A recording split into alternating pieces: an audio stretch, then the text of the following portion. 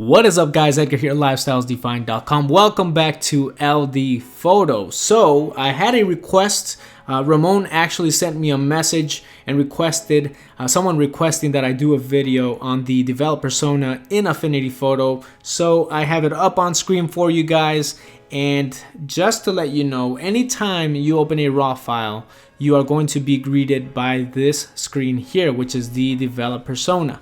Now, in the develop persona, you do have a set of tools on the left hand side here. You have your view tool, you have your zoom tool, you have your red eye removal tool, you have your blemish removal tool, you have your brush, paintbrush, you have your eraser, you have the gradient tool, you have your crop tool, and then you also have your white balance tool here. Now, you can also access some of these tools on this side as well. One of the things that one of the sections in the develop persona that I spend a lot of time on is the basic tab here.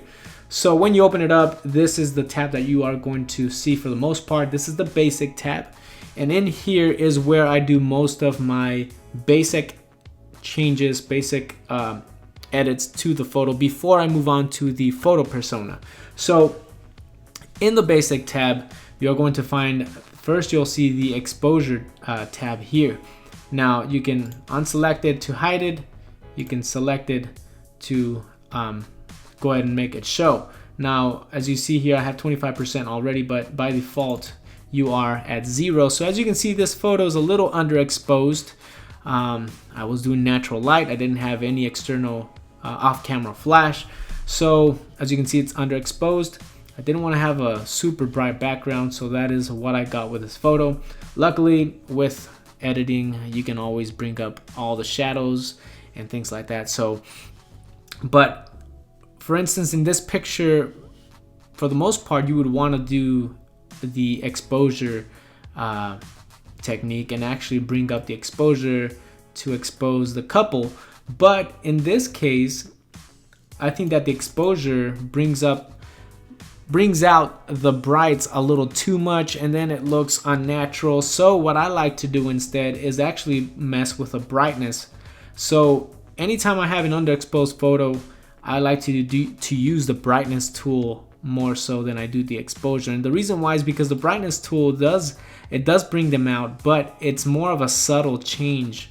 So as you can see, even at 21%, you are bringing out the couple. I think that now they're well lit, but it's not necessarily overexposing the background, and that's something that I like about the brightness section here. Now the black point is obviously going to decrease the blacks, or you're going to amplify the blacks there. So for now, I'll leave it here. In fact, maybe I'll take it down a couple percentages down.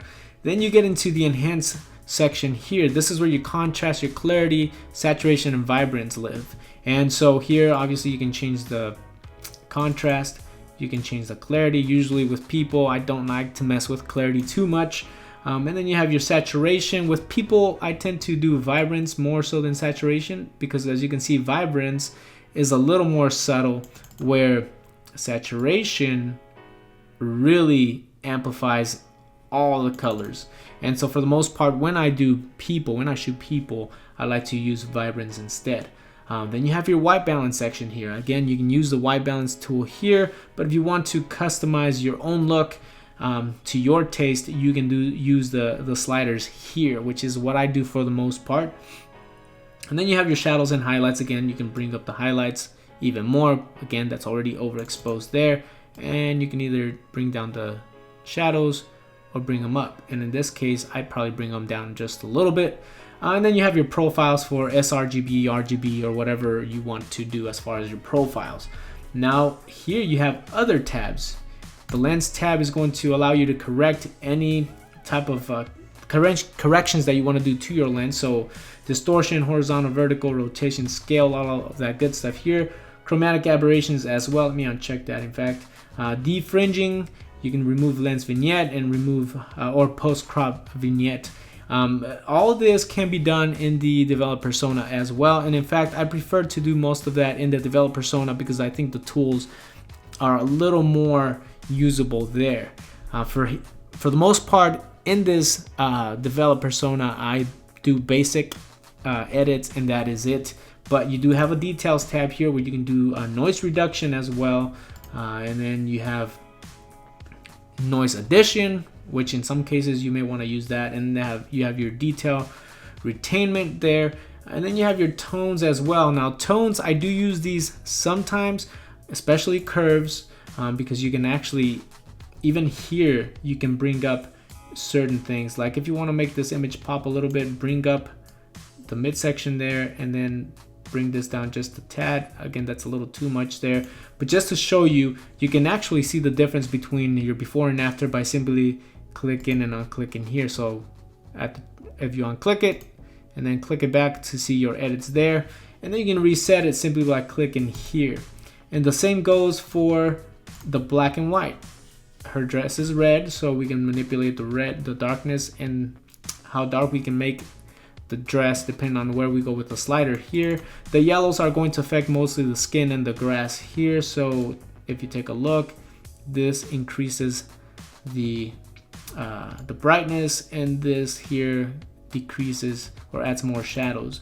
So that's what this is for here. And then split toning, naturally you can add different tones to your highlights. So for instance, if I want to do this and control the saturation here, but maybe you like it warm or maybe you like it cooler, so you can bring it here and make the photo a little bit cooler there. And then your shadows as well, you can manipulate that too. So you can see this just gives your photos different looks depending on what you are looking to do or what look you want to go for. So that is this section here. I do use this along with the basic tab for the most part. And then you have your overlays. Now in the overlays, the master, any changes you make to the master is going to make changes to the entire photo. But say you add a gradient. Let me just zoom out here just for a second. Maybe you want to use a gradient tool, and as you can see, the sun is coming from this direction, so I'm going to add a gradient here, and just to give it like a nice powerful lighting effect. And then now, as you can see, you have a master, and then you have your gradient overlay. If you highlight the gradient overlay, it's only going to affect the gradient overlay. So I suggest that you do your basic edits first and then move on to your overlays, because if you do want to make any changes to the rest of the photo, you're gonna have to go to master, and then master is actually going to affect your overlay.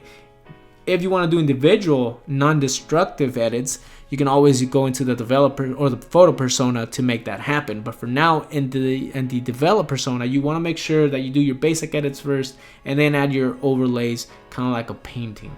So for instance, my overlay here, let's just say I want to give it the effect that the sun is bright on this side, and I'm going to increase the exposure here, and then maybe add a little warmth to it. So let's bring up temperature, and as you can see there already, you can see some of the differences. Now if you want to kind of see the difference between that, make sure you have your overlay highlighted, and then you can just hide this and then click it and click it and unclick it to see the difference between that. But that's where your overlays will live. So again, if you're going to do, or make sure that you do your basic edits first and then move on to the overlays and your brushes and all that good stuff before you add any type of gradients and stuff like that. And then you have your histogram here and your scope here.